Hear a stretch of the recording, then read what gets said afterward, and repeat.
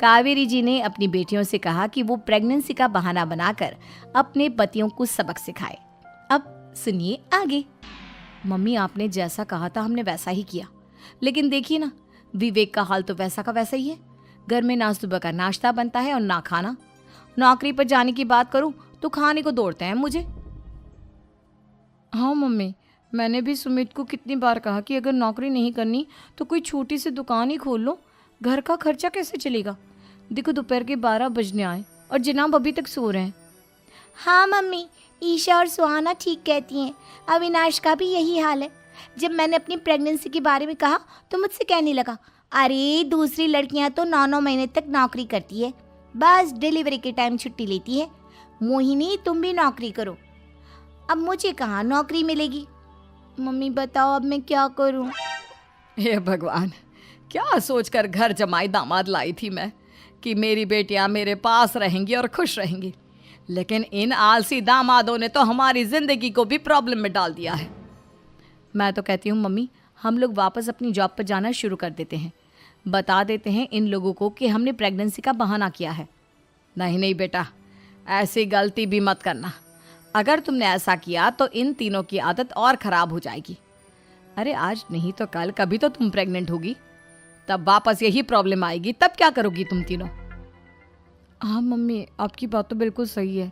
इन लोगों को तो सुधारना ही पड़ेगा। लेकिन कैसे? अपने बच्चों के आने की खबर सुनकर भी इन लोगों पर कोई असर नहीं हो रहा। पैसे कमाने के लिए घर से बाहर निकलना ही नहीं चाहते ये तीनों। अब मेरे दिमाग में एक प्लान आया है। तुम तीनों चिंता मत करो, उन तीनों को बुलाओ, फिर मैं बात करती हूँ। थोड़ी देर बाद कावेरी जी अपने तीनों दामादों को सामने बुलाकर अपनी बात कहना शुरू करती हैं। अविनाश, सुमित और विवेक, देखो बेटा, मैं ना तुम तीनों से बड़ा प्यार करती हूँ, इसीलिए तो तुम्हें घर जमाई बना कर रखा है मैंने। अरे मम्मी जी, सीधे सीधे कहिए ना, क्या बात है। प्यार तो हम भी आपको बहुत करते हैं। अरे मम्मी जी, आपकी इज्जत भी बहुत करते हैं। अरे भाई, आपके जैसी सास और कमाने वाली बीवी सबको मिलती है क्या? हाँ मम्मी, विवेक और सुमित ठीक कह रहे हैं। आपकी बेटी से शादी करके मेरी तो ज़िंदगी ही अच्छी हो गई है। जानती हूँ मैं, और ये भी जानती हूँ कि तुम तीनों अपनी अपनी बीवियों से बहुत प्यार करते हो। बेटा, बात ऐसी है कि हमारे कुल गुरु ने कहा है कि प्रेग्नेंट होने के बाद मेरी तीनों बेटियां शुरू के 4 महीने हमारे गांव में जाकर रहेगी, जहां मेरे चाचा जी रहते हैं। अरे लेकिन क्यों मम्मी, गांव में जाकर रहने की क्या ज़रूरत है इन तीनों को। वो क्या है ना बेटा, हमारे परिवार को एक श्राप है। अगर मेरी बेटियों ने यहाँ पर बच्चा पैदा करने की कोशिश की तो उनके बच्चों को कुछ भी हो सकता है। इसलिए अब से लेकर 4 महीने पूरे होने तक इन्हें गांव वाले घर में रहना पड़ेगा। हाँ तो इसमें प्रॉब्लम क्या है मम्मी जी, हम भी वहाँ जाकर रहेंगे, पिकनिक मनाएंगे। अरे भाई, बीवी जहाँ हम भी वहाँ। हाँ यार, आइडिया तो बहुत अच्छा है। शहर की ज़िंदगी में रह रहकर परेशान हो चुके हैं, अब कुछ दिन गांव में बिताएंगे। तुम लोग समझने की कोशिश क्यों नहीं करते। तुम में से कोई भी वहाँ नहीं जा सकता, और मैं यहाँ रहूँगी ना तुम तीनों के साथ। 4 महीने की तो बात है, उसके बाद ये तीनों ही लौट कर आ जाएंगी। ठीक है मम्मी जी, अब हमारे बच्चों का सवाल है तो ये तो करना ही पड़ेगा। कावेरी अपनी तीनों बेटियों को कुछ दिन के लिए घर से बाहर कहीं दूसरे शहर में रहने के लिए भेज देती है। कुछ दिनों के बाद, अरे मम्मी जी, बहुत दिन से पिज्ज़ा नहीं खाया, मंगवाइए ना। क्या बताऊं बेटा, पहले तो बेटियां खर्चा दे देती थी क्योंकि उनकी नौकरी थी, लेकिन अब तो मेरे पास पैसे ही नहीं बचे। थोड़े बहुत पैसे हैं जो बच्चों की डिलीवरी में काम आएंगे। लेकिन मम्मी जी, आपकी बेटियों को वापस आने में तो अभी बहुत वक्त बाकी है। वही सोच सोच कर परेशान हो रही हूँ। सोच रही हूँ कल से दूध भी बंद करवा देती हूँ। अब दूध वाले को देने के लिए पैसे भी तो नहीं है ना। अरे नहीं नहीं मम्मी जी, अगर दूध भी बंद करवा दोगी तो मुझे चाय कहाँ से मिलेगी, और चाय के बिना मैं तो मर ही जाऊंगा।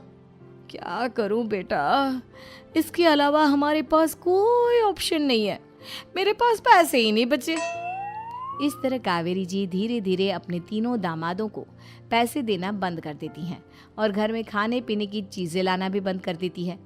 अब वो तीनों बुरी तरह से परेशान होने लगे थे और इसलिए एक दिन तीनों प्लान करके घर से बाहर निकलते हैं और बाजार में जाने के बाद, यार अच्छा खाना खाए हुए कितने दिन हो गए, पता नहीं कब अच्छा खाना मिलेगा।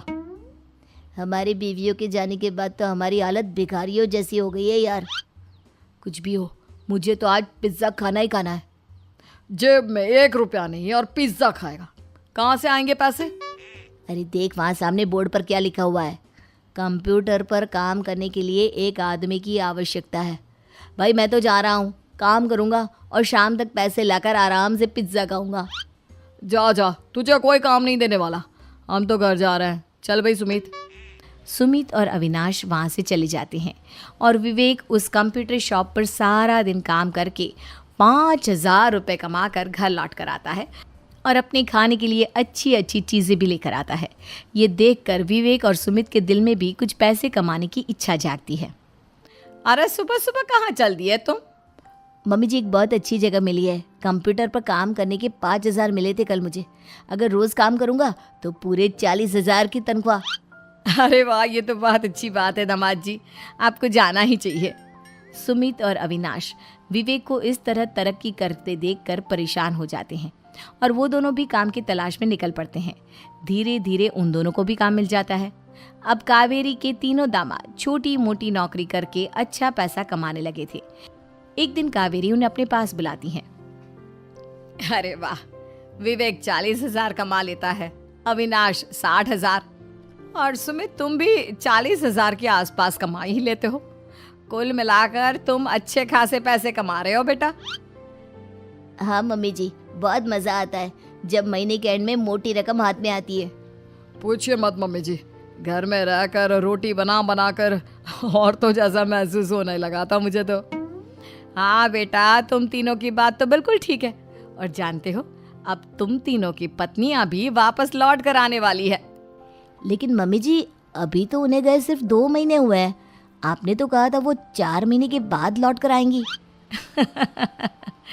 ऐसा कुछ नहीं है बेटा, मैं सिर्फ तुम तीनों को सबक सिखाना चाहती थी कि आदमी घर में बैठकर बीवी की कमाई खाता हुआ अच्छा नहीं लगता। इस दुनिया में हर इंसान को मेहनत करनी चाहिए, काम करना चाहिए, चाहे वो औरत हो या आदमी, ताकि अपने परिवार को संभाल सके। कावेरी की बात सुनकर उन तीनों को अपनी गलती का एहसास होता है और कावेरी उन्हें सच बता देती है कि ईशा, सुहाना और मोहिनी शहर में ही कहीं दूसरी जगह रह रहे थे। शाम के वक्त उन तीनों की पत्नियां लौट कर आ जाती है और कावेरी जी का परिवार एक खुशहाल परिवार की तरह रहने लगता